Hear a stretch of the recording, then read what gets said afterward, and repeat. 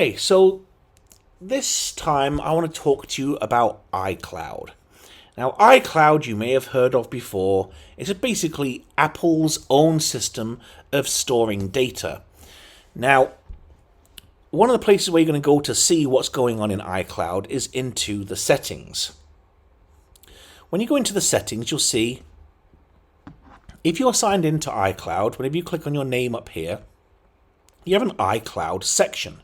Okay, now I'm going to click on iCloud and you can see that currently I have 2 terabytes of space which I pay for using the iCloud Plus service.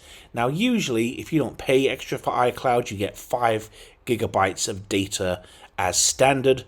I share my data, my iCloud data with my other family members, and so there's a lot of clearly a lot of data there. In fact, they use a lot more than I do. So inside here there's various things which we can do. We'll come back to this in just a moment. Down here you can see apps which are currently using iCloud, right? And you can see just a few items here. I have iCloud Drive enabled, and that's like the Apple equivalent of something like Dropbox. And iCloud Mail, so yeah, all my mail is being synchronized as well. All my passwords are being synchronized. Photos are not. And there's a good reason that I choose not to do this, is because, let's face it, right? People take a lot of photos. And so the last thing I want to do is clog up my computer, which, in fairness, doesn't have a lot of space. Where's the storage? There you go. It's only 256 gigabyte SSD in here. So I don't want to get too much into storing photos on this computer. Now, if I have another Mac, and I do, which has much larger storage capacity, then I might turn that on. But on this one, this is the computer that I take with me kind of everywhere, I'm not going to do that. I can also see other applications that are using iCloud. So all my iMessages are being synchronized, my notes, Find My Mac, which you'll definitely want to have turned on just in case anything happens to your computer. But as you go through, there's all the different applications which are currently syncing data to iCloud, right? Now, they're syncing this information for a bunch of different reasons. Like you might think, well, why Maps? Well, let's say that I did a search on Maps on my computer. Then I got in my car and opened Maps on my phone. I would want those directions synchronized between the two, okay? The same with my settings, weather items where I have bookmarked certain cities or whatever else. I want that all kind of like synchronized nicely for me, all right? So they're the applications currently using iCloud on this Mac. All right, now, a couple other things here. So iCloud Plus is I pay for Apple's premium service here. It has a couple of additional items, right? Private Relay, which basically acts as a VPN for the computer, okay? What it does is it hides your IP address so that other people can't tell exactly what you're doing online. I'm at home, and so I don't really care about Private Relay being on or off right now. Hide My Email is interesting. So whenever you do this, it's going to take a second to load, but what will happen is that you'll have different email addresses automatically generated by iCloud, which will then all forward to my email address here. That way you don't share your actual email with like any sites where you have to go and sign up for anything, okay? So, yeah, that's what I would definitely recommend you turn that on as well. And that way, if you ever want to leave a service, you can just delete that one specific email address that Apple has made for you, and you'll no longer receive those messages. Also, you can set up your custom email address. Yeah, I can't show you this right now, but this I've added a couple of domains to iCloud, my whitfields.org, forensicforecast.com, and so now basically iCloud manages all of my email and everything directly through that domain. All right, so what else I want to talk to you about here? iCloud Drive, right? Let's go to this for a second, because iCloud Drive is kind of interesting. First of all, keep your files in sync with iCloud. Okay, cool. Yep, we're going to do that, but within limits here. So we'll take a look at that in a second. Then, desktop and documents folders.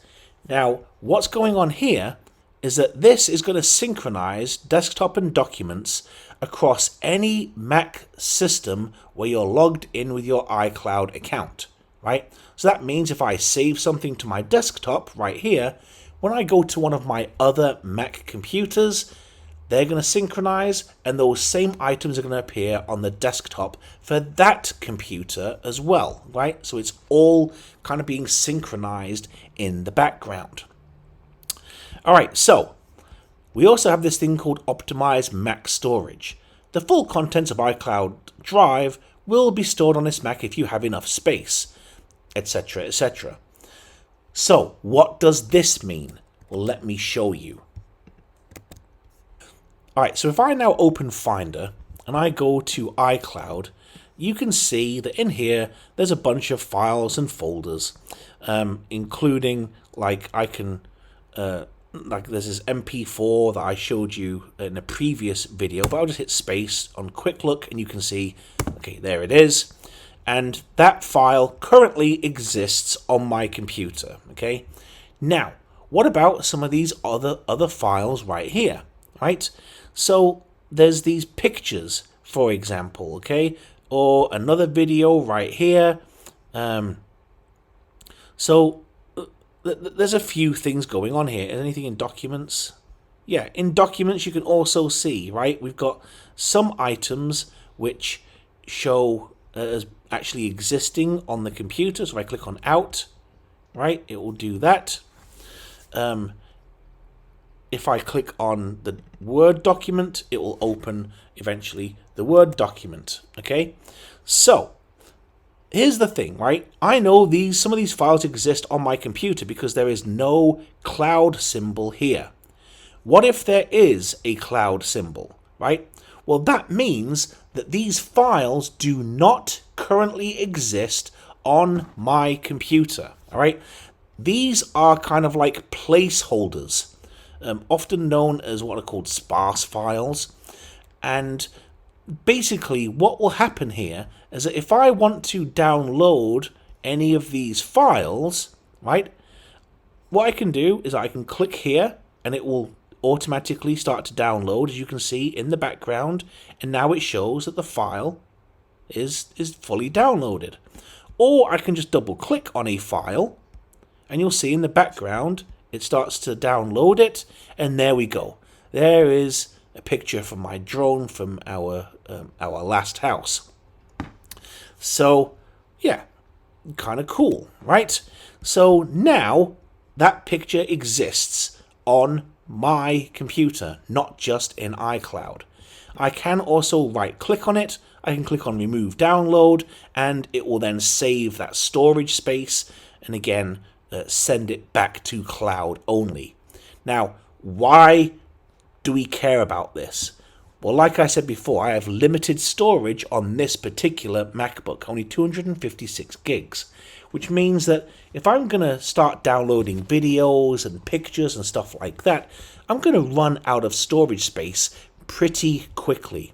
And as I do so, the Mac and iCloud are smart enough to say, hey, we're running out of space here. What are some large files that you have stored on your computer which we can offload to iCloud? Okay, and so we'll go through and we'll say, oh, there's some movie files, or there's some large pictures. Let's get rid of those. There's some music files. Let's get rid of those as well. And it will try to reclaim the space that way.